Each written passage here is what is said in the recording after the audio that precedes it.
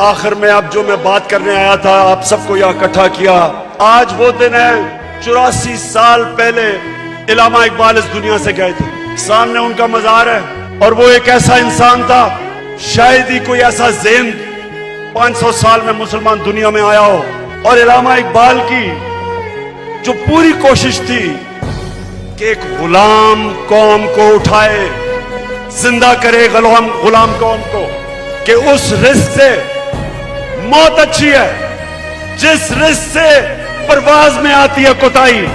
یہاں 1940 میں جب قائد اعظم نے پاکستان کی ریزولوشن قرارداد پاکستان پاس کی تھی، کیوں ایک اتنی بڑی خواب انہوں نے یہ اناؤنس کی تھی کہ ہندوستان کے مسلمانوں نے فیصلہ کیا کہ ہم ایک آزاد ملک میں رہنا چاہتے ہیں، کیونکہ پاکستانیوں بڑی خواب کا نام تھا پاکستان۔ اور پاکستان کا جو نعرہ تھا، پاکستان کا مطلب کیا؟ میں یہ چاہتا ہوں آج کہ پہلے آپ لا الہ الا اللہ کا مطلب صحیح معنی میں سمجھ لیں۔ لا الہ الا اللہ کا مطلب یہ ہے کہ وہ ایک انسان کو آزاد کر دیتا ہے، کہ اللہ نے جب تمہیں پر دیے، کیوں چونٹیوں کی طرح زمین میں رینگ رہے ہو؟ کیونکہ لا الہ الا اللہ انسان کو پر دیتا ہے۔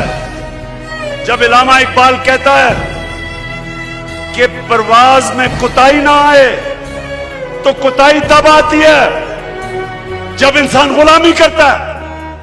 کبھی غلام بڑے کام نہیں کر سکتا، صرف ایک آزاد انسان بڑے کام کر سکتا ہے۔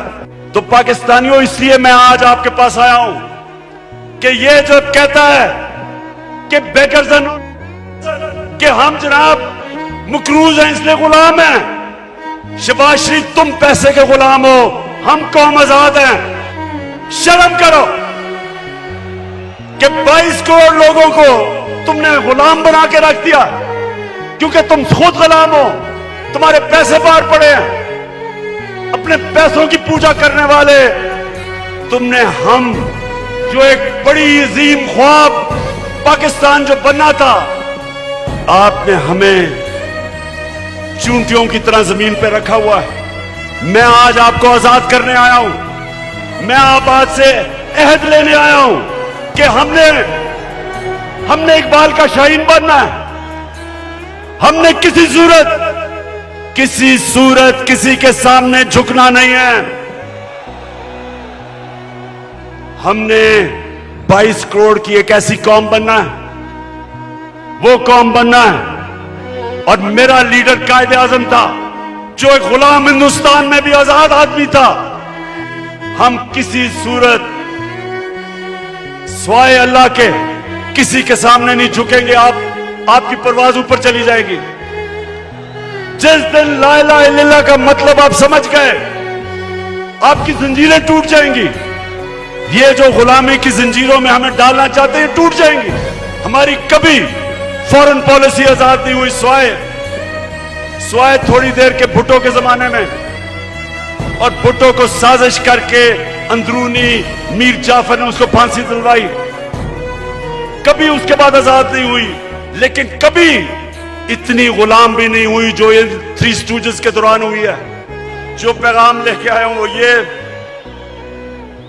کہ ہم نے فیصلہ کیا ہے کہ پاکستان کی حقیقی آزادی کی تحریک چلانا۔ ہمارے یہ مخالف سمجھتے ہیں کہ جی منار پاکستان کے بعد کیا ہوگا۔ کان کھول کے سن لو،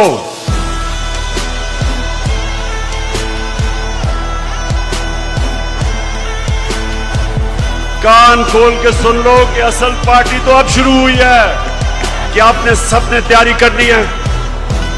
گلی گلی، محلے محلے، شہروں میں، گاؤں میں، آپ نے سب نے تیاری کرنی ہے، آج سے شروع کرنی ہے۔ آپ نے میری کال کی انتظار کرنی ہے جب میں آپ سب کو اسلام آباد بلاؤں گا۔ جن سے بھی غلطی ہو گئی، ایک ہی طریقہ ہے غلطی ٹھیک کرنے کا، فوری الیکشن کرواؤ۔ یہ جب سمجھتے ہیں کہ یہ تحریک ختم ہو جائے گی، تحریک ابھی زور پکڑے گی۔